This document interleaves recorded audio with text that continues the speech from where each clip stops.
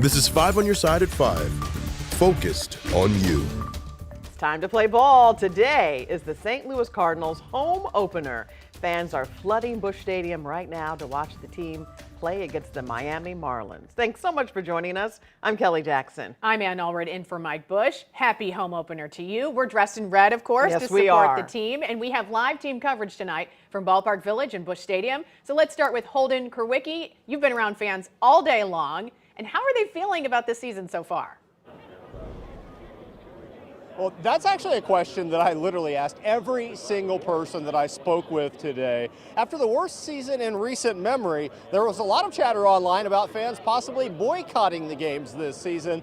But nonetheless, there was a line out here at Ballpark Village more than 5 hours before first pitch as fans filed into baseball heaven.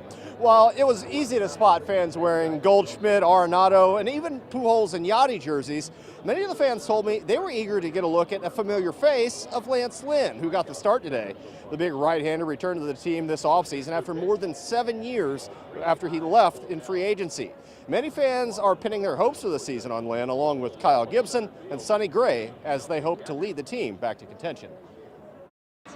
Pretty good additions. I mean, I wouldn't have been mad about Montgomery coming back or somebody, but I'll take it, especially the Gray. Hopefully gets on the field soon. Yeah, Sonny Gray's fantastic. I think Kyle Gibson and Lance Lynn, they're going to add to that pitching depth. It's going to be a good year. I think they're guys that know how to win. Predictions for this year? Better than last year. Lynn got the start for the Cardinals today, and it was a little bit up and down. He had 7 strikeouts over 4 2/3. Coming up at 6 o'clock, hear more from fans and their predictions for the 2024 season. Reporting live outside of Ballpark Village, Holden Kurwicki, 5 on your side. But Laura, I'm actually going to send it over to you outside of Busch Stadium. Well, Holden, you said it. It is a great atmosphere down here at Busch Stadium, and it's better than ever. It's like fans kind of forgot about last season in a way, and downtown is painted red for the Birds. I talked with people who were taking their time heading into the game because both inside and outside were a party. People even showed up just to hang out at Ballpark Village and take it all in. Like they do every year, fans are hoping for another World Series title. It's been way too long since we've been able to call ourselves World Series champions. And it's also not exactly the warmest opening day either, but I'm sure the Cardinals are warming their hearts. I mean, people keep saying it's cold, and it's funny because it's like it is cold, but it's also like it's just fun to be down here. I don't even think it's that cold, but it is. It's fun to see people just down here having a good time on a Thursday. You forget it's a Thursday. Well, fans are hoping that we pull out a win today, making this unofficial holiday even sweeter. Reporting live downtown, Laura Barcheski, 5 on your side. All right, Frank Cusimano will have game updates later in the newscast. You can also read more about what's new this year at Busch Stadium on KSDK.com. For that info, just text the word CARDS to 314-425-5355. Now to our weather first forecast with meteorologist Jim Castillo. Kind of chilly. We were just heard that fan say, who cares? We're just here. We're happy. Yeah. So good spring vibes always for the home opener, Doesn't no keep matter them away. how cold it is. Absolutely. They were dressed appropriately, and that's all you need. And then you feel good. But yes, very cool out there, way below average temperatures. Saw a little bit of sunshine briefly, so we did pop to 51. We're at 49 right now. Feels like 44 because that wind has been up. Probably no stronger than 25-mile-an-hour gust, so a little bit better than yesterday. Wind chill, it does feel like 40 St. Charles, 30 in Flora, so cloudy with some showers there, but then where you're having more sunshine, Rolla feels like 52. So the weather first Doppler radar showing a little bit of shower activity, Salem, Illinois, southward to Mount Vernon, and that's leaving us finally. But tonight, the big story is this freeze warning for our Missouri counties, the western counties from Pike County, Missouri to Phelps County in Missouri here in Crawford and Washington. You know, some of these temperatures tonight with clearing and light wind after midnight could drop down to 29 degrees. Much more on the forecast coming up in just a bit. Tonight, emotional testimony about strength and survival. 2 survivors from the Hamas attack in Israel are in St. Louis right now. The women are visiting the Jewish Federation of St. Louis, who have been helping them in their new reality. Justina Coronel sat down with them today. Truly moving story, Justina. Absolutely. Naomi Adler and Miriam Reina are friends after living in the same kibbutz in the southern part of Israel. Now their lives have forever changed since that deadly attack in October.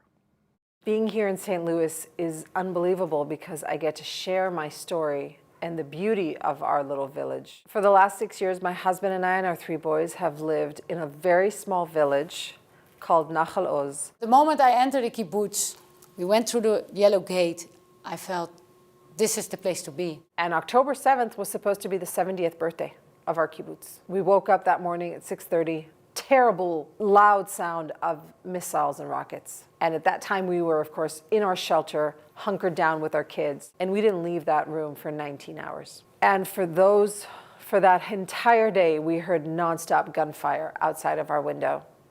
Grenades were thrown out our window.